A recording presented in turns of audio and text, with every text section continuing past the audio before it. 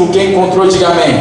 Amém. Versículo 1 diz assim: ora, Naamã, chefe do exército do rei da Síria, era um grande homem diante do seu senhor, e de muito respeito, porque ele, o Senhor, por intermédio dele, dera livramento aos sírios.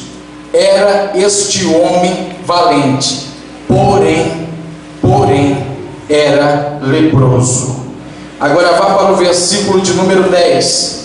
Disse Eliseu, mandando então o mensageiro: vai e lava-te 7 vezes. Quantas vezes? 7. Quantas vezes? 7. Lava-te 7 vezes no Jordão, e tua carne será restaurada e serás purificado. Agora vá para o versículo 14. Pelo que ele desceu, mergulhou no Jordão 7 vezes. Quantas vezes? 7. Conforme a palavra do homem de Deus, e a sua carne foi restaurada, e tornou como a carne de um menino, e ficou purificado. Glória a Deus. Vá para o versículo agora de número 17. Disse Naamã: se não queres, contudo, que desse ao tesouro uma carga de terra que 2 mulas possam transportar, pois nunca mais oferecerá ao teu servo holocausto nem sacrifício a outros deuses, senão ao Senhor.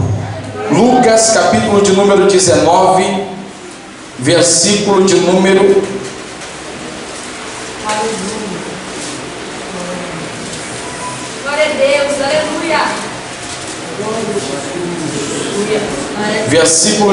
30. Lucas capítulo 19, versículo de número 30. Quero aqui unir esses 2 textos para trazer aquilo que Deus colocou no meu coração. Disse-lhes: ide à aldeia que está de fronte, e aí ao entrar achareis preso um jumentinho. Achareis preso um jumentinho, e que nenhum homem ainda montou. Soltai e trazei-o. Se alguém vos perguntar por que soltais, assim direis: o Senhor precisa dele. Diga comigo: o Senhor precisa dele. Indo-os ainda sendo mandados, acharam como lhes disseram. Quando soltaram o jumento, seus donos lhe perguntaram: por que soltais o jumentinho? Respondeu: o Senhor precisa dele. O tema da mensagem dessa noite que eu quero ministrar para os irmãos é: a procura de mulas e jumentos. Repita para a pessoa que está do seu lado: diga: a procura de mula e jumentos. Eu sei que é estranho, então dá um sorrisinho para a pessoa que está do outro lado e diga: a procura de mulas e jumentos. Graças a Deus, né? Você pode descontrair, mas esse é o tema da mensagem. Aleluia. Só quem está feliz, dá glória a Deus. Para não ficar com um clima de velório, aquele silêncio, né? Você pode respirar, irmão. Meus amados irmãos, este texto de 2 Reis, capítulo 5, é um texto muito belo e, ora, todos nós conhecemos a história de um homem chamado Naamã. Sim, comandante de guerra, representante de um rei, de uma nação inteira. Ele era o homem mais respeitado. Naamã, chefe do exército, ele era respeitado por todos os senhores e por todas as pessoas que participavam da nação da Síria, particularmente na cidade de Damasco, que era a capital deste país. Porém, Naamã, com toda a sua grandeza, com toda a sua beleza e com toda a sua glória, as pessoas então admiravam ele, porque ele era verdadeiramente um homem que era espelho para muitos e espelho para uma geração e uma nação inteira. Porém, o versículo 1, o historiador, ele faz questão de descrever algumas características de Naamã. E ele começa dizendo que Naamã era, primeiro, o chefe do exército do rei. Segundo, ele era um grande homem diante do seu Senhor. Terceiro, ele era um homem pelo qual Deus de Israel dera então livramento à Síria. E quarto, ele também era valente. Tudo isso o historiador disse sobre o seu externo. Por quê? Porque o problema de Naamã não estava colocado naquilo que ele era por fora. O maior problema de Naamã estava colocado naquilo que ele era por dentro.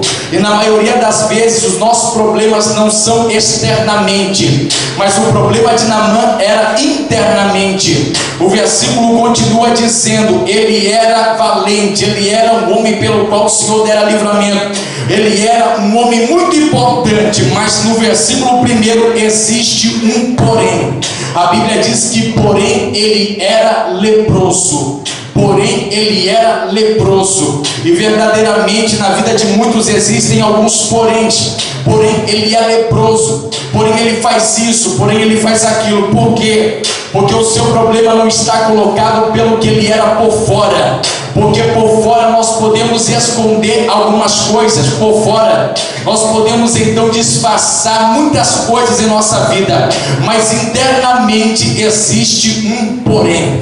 Porém era leproso. Apesar de ter toda a sua grandeza, e apesar de vencer tantas guerras no território do inimigo, Naamã dentro da sua casa ele perdia todas.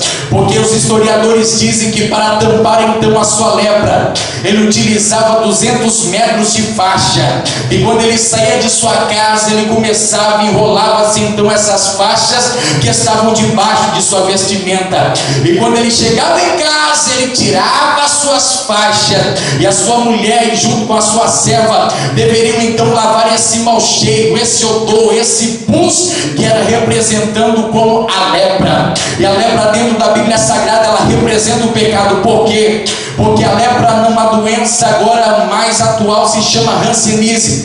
E a hanseníase ela começa no nosso corpo assim, começa com pequenas manchas em nosso corpo, e conforme o tempo as manchas vão se transformando em feridas. No começo a lepra parece que não vai causar nada. No começo a lepra parece que não vai gerar nenhum mal. No começo parece que vai dar para suportar a lepra.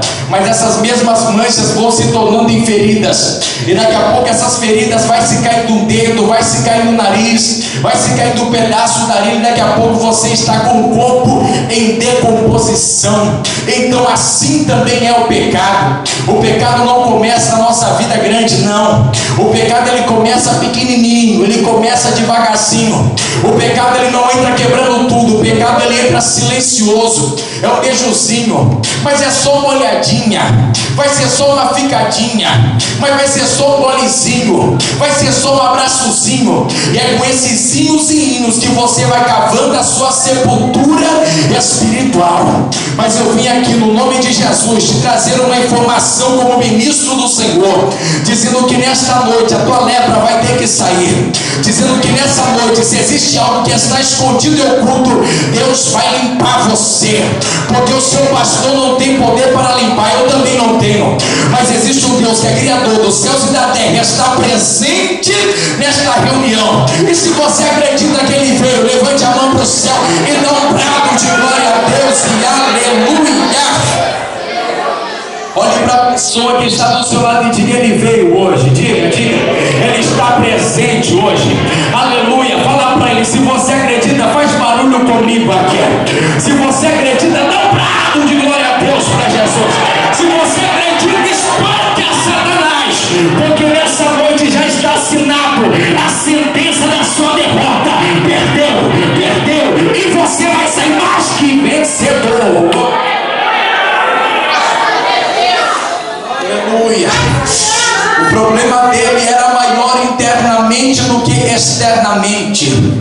Porque externamente existem muitas coisas no nosso ministério que nós podemos disfarçar. Porque nós colocamos as faixas, escondemos o erro, escondemos muitas coisas, mas diante do Senhor nada fica oculto. Naamã escondia a sua lepra. Porque se ele demonstrasse, dissesse Rodrigo Mozart, que ele tinha uma lepra, automaticamente ele seria expulso da cidade, porque nenhum homem com lepra poderia permanecer dentro da cidade ou dentro do arraial. Sairia ele, colocaria-se um sino no seu pescoço, e por onde ele caminhasse as pessoas gritariam, diriam: sai, corre, foge, ali veio um leproso. Por ter vários cargos dentro de uma nação, alguém que era muito respeitado, ele escondia a sua lepra, e as pessoas admiravam ainda assim a grandeza de Naamã. Ali vai Naamã, comandante de guerra, aquele que o rei se agrada, respeitado pelo seu senhor. Todas as crianças, quando crescessem, tinham um sonho de ser como Naamã, porque ele era um espelho para uma nação inteira. Mas a Bíblia diz que Deus valoriza mais o exterior do que o exterior. Deus valoriza mais o que está por dentro do que o que está por fora. Talvez para Naamã era muito bom para ele ser aplaudido por toda uma nação e dizendo: olha, mais uma vez Naamã venceu, conseguiu vencer mais uma, aplaude Naamã, ele está passando por aí, e como é bom ver, participar, conversar com Naamã. Mas as pessoas admiravam, levam somente o seu externo, aquilo que estava colocado aos olhos humanos, porque o homem em si, ele valoriza a grandeza humana, mas Deus não valoriza. A Bíblia diz que quando Deus foi eleger o segundo rei de Israel, a Bíblia diz que Deus então enviou o profeta Samuel a Belém, e ele invadiu então a casa de um homem chamado Jessé, e dentro da casa de Jessé os filhos deles estavam colocados sobre a mesa, na expectativa de saber quem será ungido, quem será então exaltado, quem será então e receberá esse cargo tão grande, quem será rei de uma nação. Ora, Jessé então começa a apresentar os seus filhos. Ele apresenta Abinadab, que era muito grande, que era muito belo. Ele apresenta Samar, que também era bom, de grande estatura. Ele apresenta Eliabe, vai apresentando os seus filhos. Quando Samuel olhou para o filho maior de Jessé, Samuel então encantou o seu olhar, e ele disse assim: é esse o filho, é esse que será o futuro rei de Israel. Mas por que Samuel? Porque o sapato dele é grande, porque ele é bonito, porque ele é formoso. Mas vem cá, vamos então agora consagrar ele. Vai ser nesse momento, é nesse momento que então o profeta pega o óleo, ele pega o óleo, molha a sua mão, ele vai em direção ao filho mais velho de Jessé, porque esse será o futuro rei de Israel, porque ele é grande, porque ele é belo, porque a sua aparência é muito boa. Mas Deus se levanta do trono e diz: epa, peraí, aonde você pensa que vai? Eu vou ali ungir o rapaz, é grande, é formoso, ó, é ele, é o cara. Pediu informação para mim, autorização para mim? Ainda não, Senhor. Samuel não é este aquele que eu quero exaltar. Você conhece a história. Não é. Por que não é? Porque eu não vejo como o homem vê. O homem vê o que está diante dos seus olhos, mas eu estou olhando para o coração. Chame o menor que está lá fora, por favor. Aleluia. Nesta noite eu não quero saber, meu querido, se você veio aqui com chinela havaiana ou se o teu sapato é democrata importado. Eu não quero saber se você comprou essa roupa numa grife ou se você comprou no brechó da esquina. Eu não quero saber se você vai sair daqui montado numa Hilux ou se não vai montado numa carroça. Deus não está importado com o que você tem. Deus não está importado com o que você pode ser. Deus está importado com o seu coração. E Deus me manda dizer que se nessa noite ele encontrar 6, meia dúzia que vieram aqui para adorar a Deus em espírito e verdade, vai ter milagre, vai ter cura, vai ter libertação. As pessoas vão ter que dizer que não é nessa juventude o Espírito de Deus se move, alguma coisa acontece. Por quê? Porque tem verdadeiros adoradores. Levante a mão, levante a mão, levante a mão, levante a mão, levante a mão. Só quem veio adorar, eu não vou forçar muito. Abre a sua boca, celebre a Deus, porque Ele olha